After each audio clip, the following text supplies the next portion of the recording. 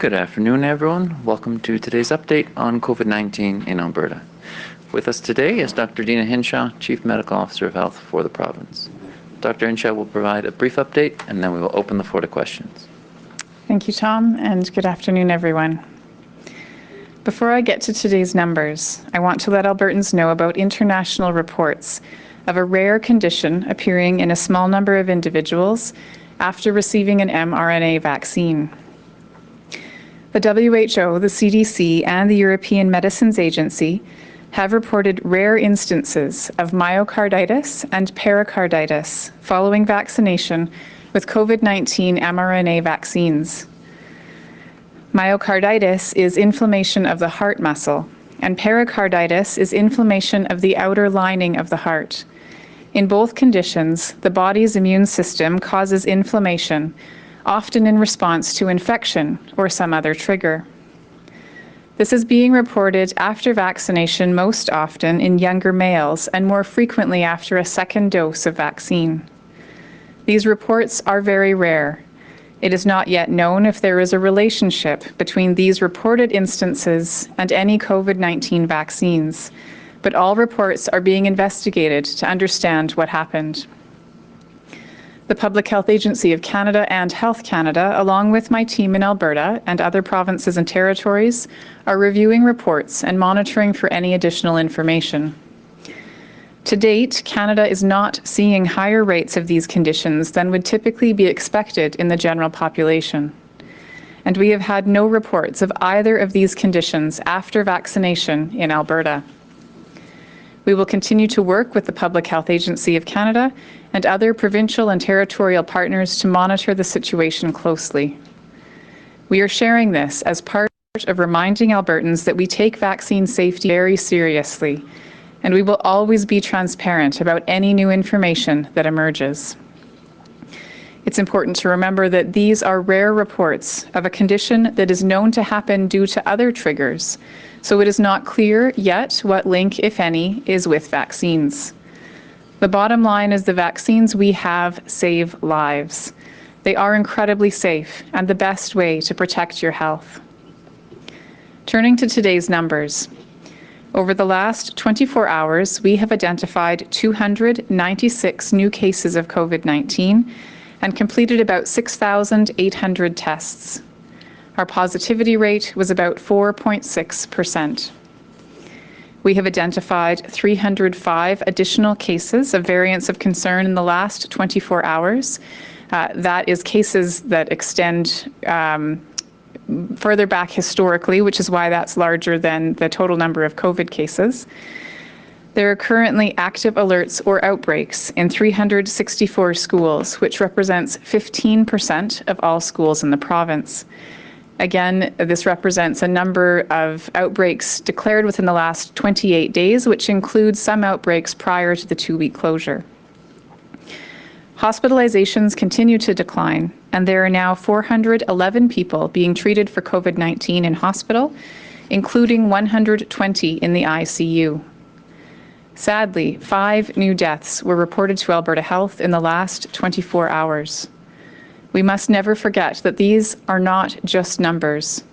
They are people who lost their lives to COVID-19 and who leave behind family and friends who are grieving them. My thoughts are with everyone who is mourning a loss, whether from COVID-19 or any other cause.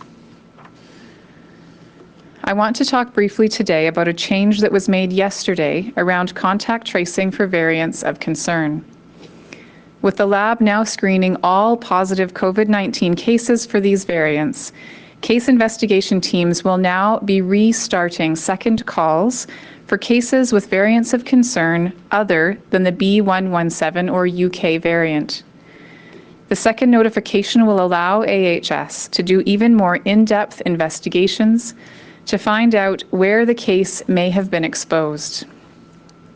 While it remains critical to minimize transmission of all COVID-19 cases, we want to pay particular attention to the lower volume variants of concern, specifically P1, sometimes known as Brazilian variant, B.1.351, sometimes known as the South African variant, and B.1.617, sometimes known as the Indian variant.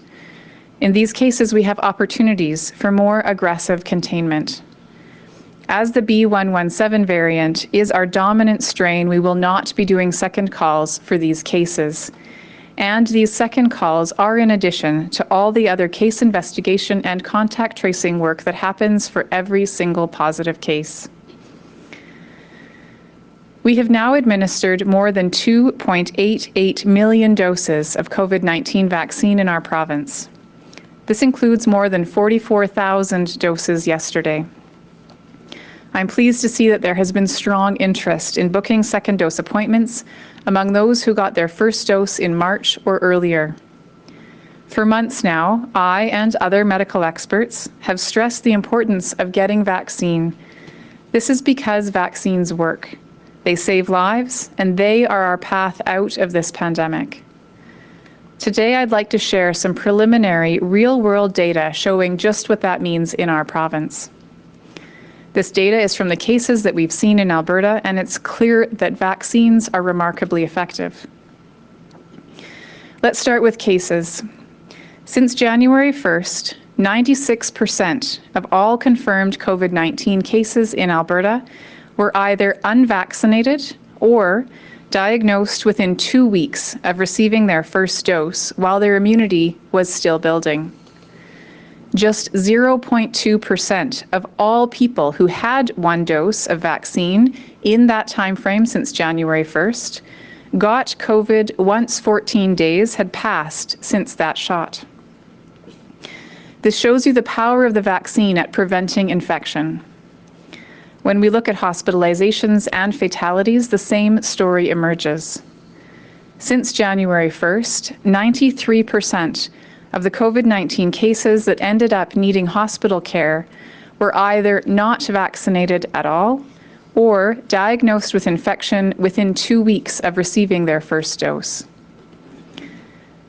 In that time frame since January 1st, up till yesterday, there were 706 deaths due to COVID-19.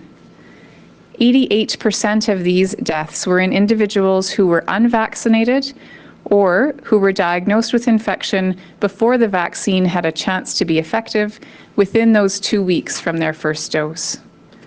These numbers reinforce just how important vaccines are. While no vaccine or treatment for any condition is ever perfect, these vaccines work better than we could have expected. We can expect both the number of hospitalizations and deaths due to COVID-19 to decrease even more as more of the population is protected by first and second doses. Our data also clearly show that vaccines are effective against the most common variants circulating in Alberta right now. In Alberta, one dose of an mRNA vaccine has proven to be 73% effective against infection with the B117 variant, which is the dominant strain in the province right now. 2 doses are 91% effective at preventing infection with this variant.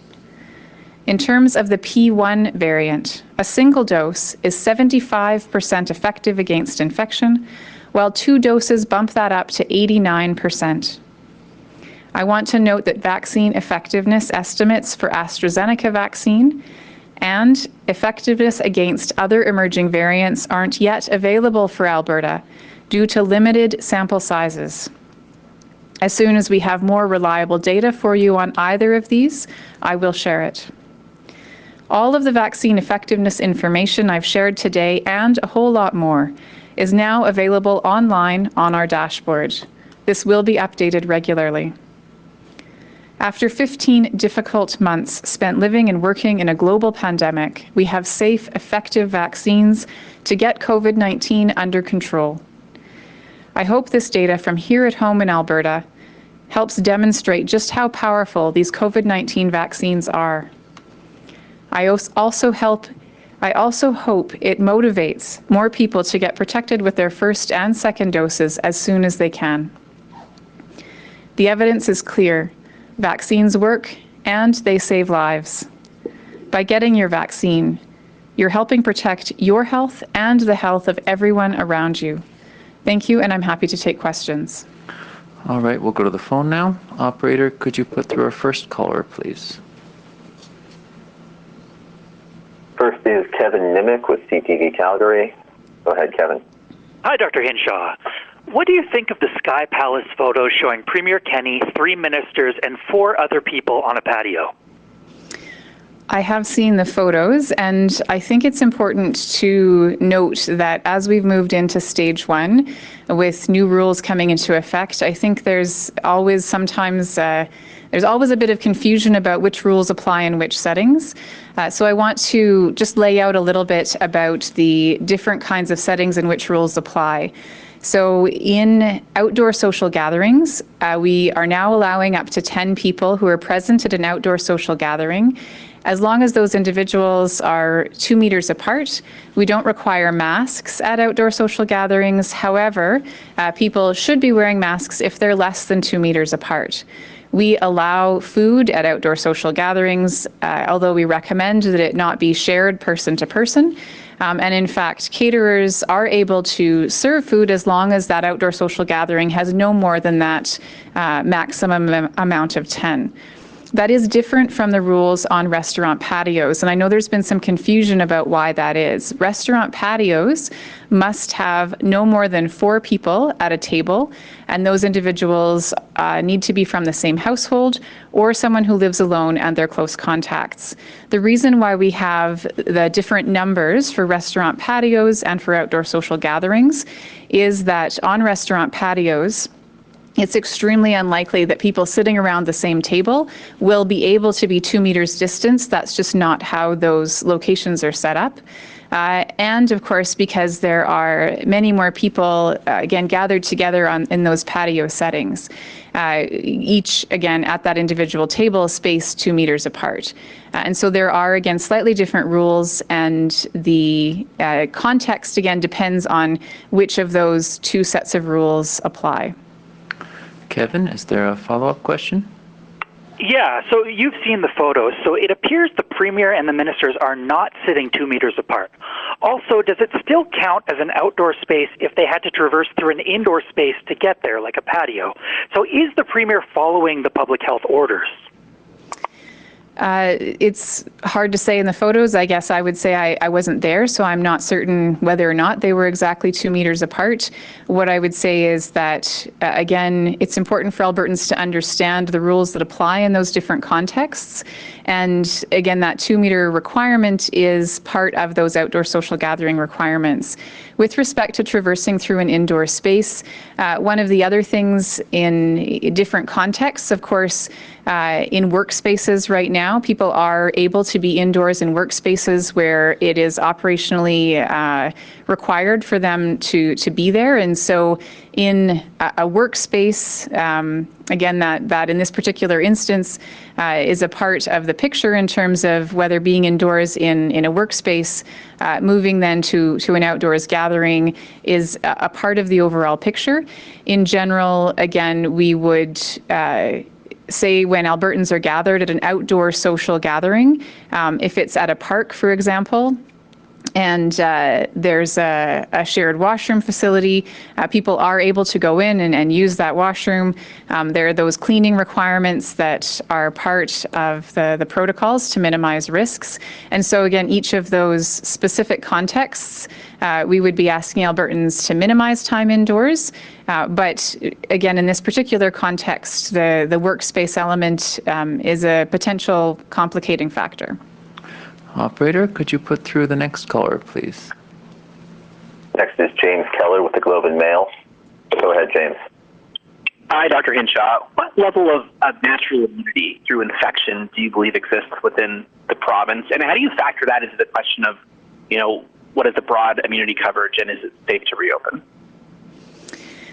When we look at the last round of serology data that's available to us from the sampling, the prevalent sampling that we had been doing up until early February, we can see that at that point in time, we had a percent positivity of our serology that was at about 5% when adjusted for population. And that would have been reflective of the state at about mid-January, as we know that it takes a couple of weeks between when someone's infected and when they would reliably have antibodies against the disease.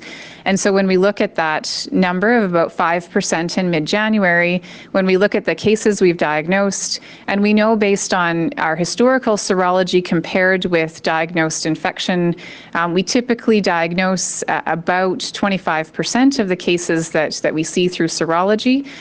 Based on the third wave numbers, based on the baseline serology prevalence, we're estimating that our post-infection immunity would sit at about 12 to 14% at this point in time.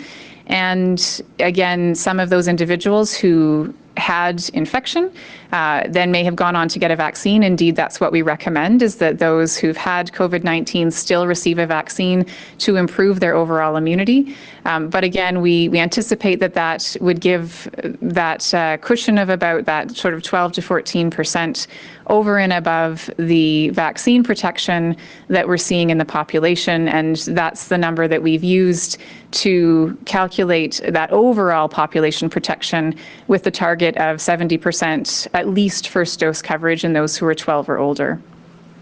James, is there a follow-up question?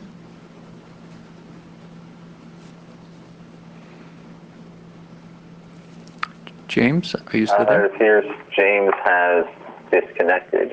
So we'll move to the next question. This is from Michelle Belfontaine with CBC. Go ahead, Michelle.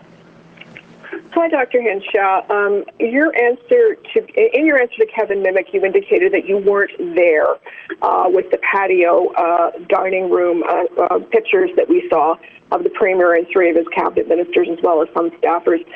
I'm going to ask you this. From what you saw in those photos, and those photos are all over the internet, was the Premier and his 3 cabinet ministers and his staff members complying with the rules for outdoor gatherings that came into effect on Tuesday under the Phase 1 reopening?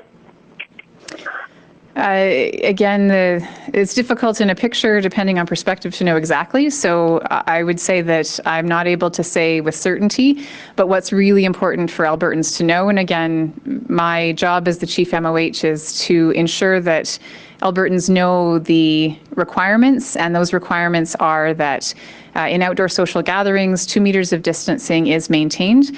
And if that's not possible at all times, then masks can add an extra layer of protection, although they are not recommended.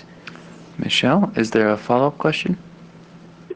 Yeah, I'm curious about why you won't say what everybody else is seeing there, that they are not 2 meters apart, which tells me that they are not complying with Phase 1 of the province's reopening plan for outdoor social gatherings.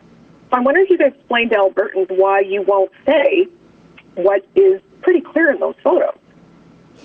Again, it's my job to make sure that people know the rules and the perspective in those photos. Again, I just simply can't say with certainty. So what is important, again, is for people to know what those rules are, and for all of us this is a really critical time right now. And so I recognize that there is frustration based on what appears to be the case in those photos. And I understand that. Again, my job is to say that for all of us, the critical piece is that we are mindful of what those rules are, and that 2 meters is required as a part of outdoor social gatherings. In this particular case, again, unfortunately, without having the opportunity to really document that 2 meters, I'm not able to say with certainty. And so again, I want to really focus on my job, which is to look at how we in Alberta can keep each other safe, which is following the rules in place right now. All right, we've got time for 3 more callers. Operator, could you put through the next one, please?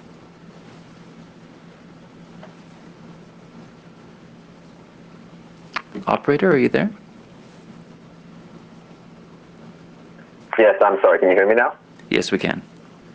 Okay, our next question is Julia Wong with Global News. Go ahead, Julia.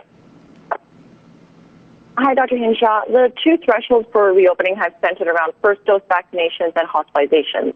Now, both you and the Premier have said leading indicators and second doses are embedded into the reopening plan, but they're not mentioned anywhere in the plan, and there are no thresholds for either of them in the plan. So can you explain how specifically those 2 are a part of the reopening plan?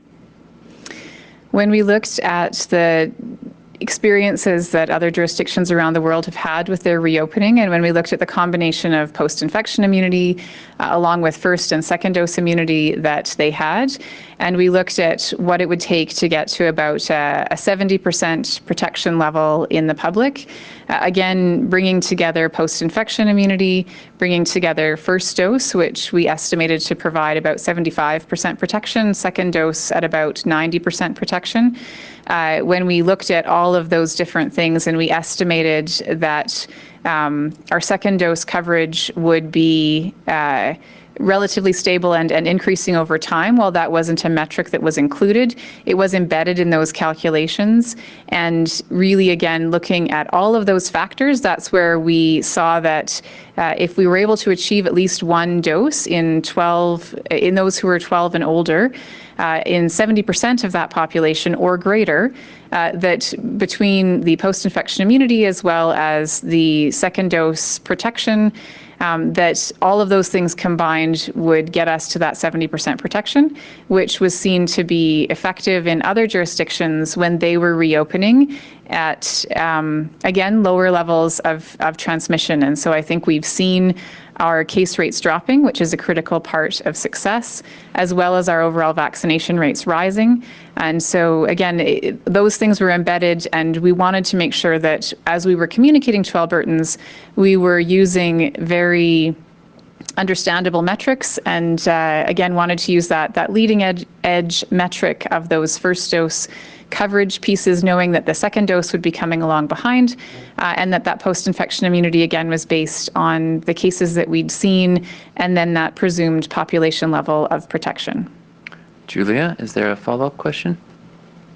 Yes, thank you. The Edmonton Zone Medical Staff Association has sent a letter to the Premier, and you were CC'd on it. They're recommending several different things in regards to the reopening plan, one of which is recommending that groups at high risk be prioritized for second doses. As of right now, the province has based that on the month that people were vaccinated. So where does Alberta Health stand on whether those who are elderly, those who fell into phase 2B of the vaccine rollout, those who work in work camps and meatpacking plants and those types of places, on whether they should be prioritized for second doses? The really excellent thing about the way that our first dose sequencing rolled out and how that translates into our second dose sequencing is that we spent a lot of time on our first dose sequencing, making sure that we were putting those at highest risk earliest in their eligibility for their first dose. And so the timing of when people got their first dose actually is exactly all about the risk factors that those individuals have for severe outcomes. And based on the fact that we have sufficient vaccine supply coming in right now to be able to offer second doses to everyone who had their first dose in March or earlier within just a 2-week time frame, and then April, which is again when most of those individuals in phase 2 of the vaccine eligibility would have gotten their doses. That would include some of those congregate settings that you mentioned, as well as those who have high-risk medical conditions. Again, we will be able to complete second doses within just a 2-week window based on the supply that's coming in. So the great thing is that the way that we can roll out second doses is both easy to understand by doing it by first dose of date of first dose administration, as well as actually then being sequenced by risk embedded into following our first dose sequencing. Operator, could you put through our next caller, please? Next is Rick Bell with the Calgary Sun. Go ahead, Rick. Good afternoon, Doctor. I heard your answer concerning what you could and could not determine from the photo, so I understand that you weren't there. What I'm going to ask you is more about what you've always told us at every single one of these availabilities that we've had. You always tell us that we're all in this together. You tell us to follow the rules in a very unambiguous way. Just follow the rules as they're stated very clearly, and that at some point in time down the line we'll be free of a lot of these restrictions. So what I'm going to ask you is, we're talking about an event with the Premier of the province and the Health Minister of the province. These are the ultimate role models for the fight against the deadly COVID virus.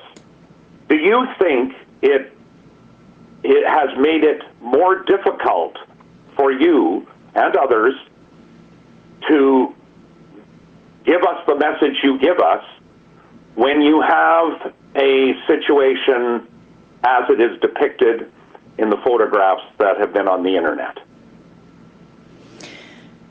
It's, again, I stand by what I have always said, which is that it's critical for all of us to follow the requirements and public health measures in place.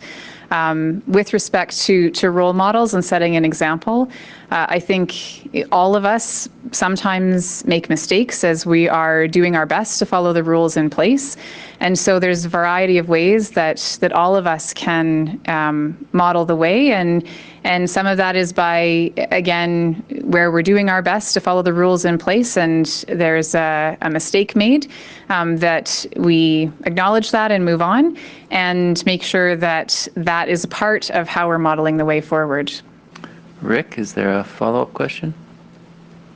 Yes, thanks for that explanation, Doctor, but the individuals involved have not acknowledged a mistake. In fact, they said there was no mistake. They did not make a mistake. In fact, they claim that the people who are drawing this to your attention and to the attention of Albertans are probably the ones making the mistake. I think I'd just like to know, because there are things I would like to do which I cannot do now, and I know a lot of my readers and a lot of viewers of people, other media outlets, who want to do things that they can't do now, and they see this picture. That's the context. So what do you have to say about what was in the picture as it relates to getting the rest of us who are behaving unequivocally and unambiguously to the rules? Wouldn't it have been just easier if they had just stalled the dinner maybe for a week, maybe until we were in stage 2 and people were back in gyms and back inside restaurants and back in bars and they were feeling a lot more open and feeling the freedom more? Maybe it wouldn't be a story.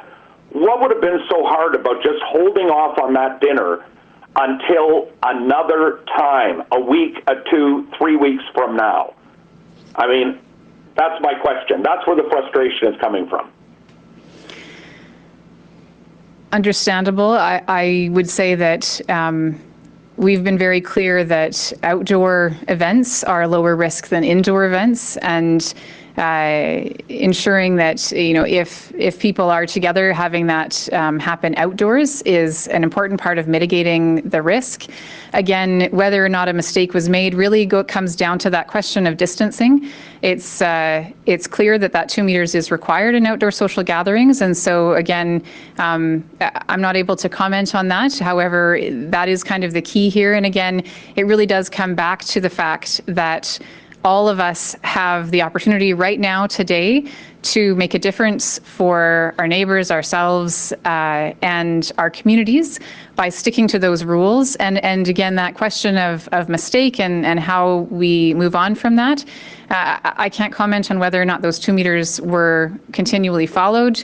Again, that's not something that I can definitively say, and so that's really what it boils down to. But again, whether or not that 2 meters was followed, I want to reiterate what I said earlier, which is that all of us have a role to play, and it's critical that in this time period where we're seeing our colleagues, our fellow Albertans get protection at a higher rate every single day, that we hold to those measures so that we can lower the infection rate while we increase the protection. And that is something that all of us need to embrace. Operator, could you put through our final caller, please? The final caller in the queue, we have James Keller reconnected for his follow-up question. So go ahead, James. Great, thanks for that. I just had a follow-up to that question on herd immunity, natural immunity. You talked about 12 to 14% over and above the rate that we've got vaccinated. Why is it over and above? Because as you acknowledged, some of those people that had COVID will also get vaccinated. So I'm just wondering how you kind of calculate what the overall protection is, given all these different numbers and how they work together. First of all, I just want to make a point in terms of language. So post-infection immunity absolutely was calculated in. I just want to make clear that receiving immunity from a vaccine is just as natural and in fact less potentially dangerous than having a level of protection after getting infected with the virus. So post-infection immunity was certainly part of those calculations, and the way that we adjusted for the fact that some of those individuals who would have been infected then ultimately went on to have a vaccine is by looking over time at the age-specific proportions of the population who would have been eligible for vaccines and calculating the uptake of that, and then removing them from that overall estimate of post-infection immunity to try to adjust for that duplication so we weren't double counting. And so that was taken into account in the calculations that went into making that estimate. Thank you all for joining us. Dr. Hinshaw will provide another live update early next week. Have a safe evening.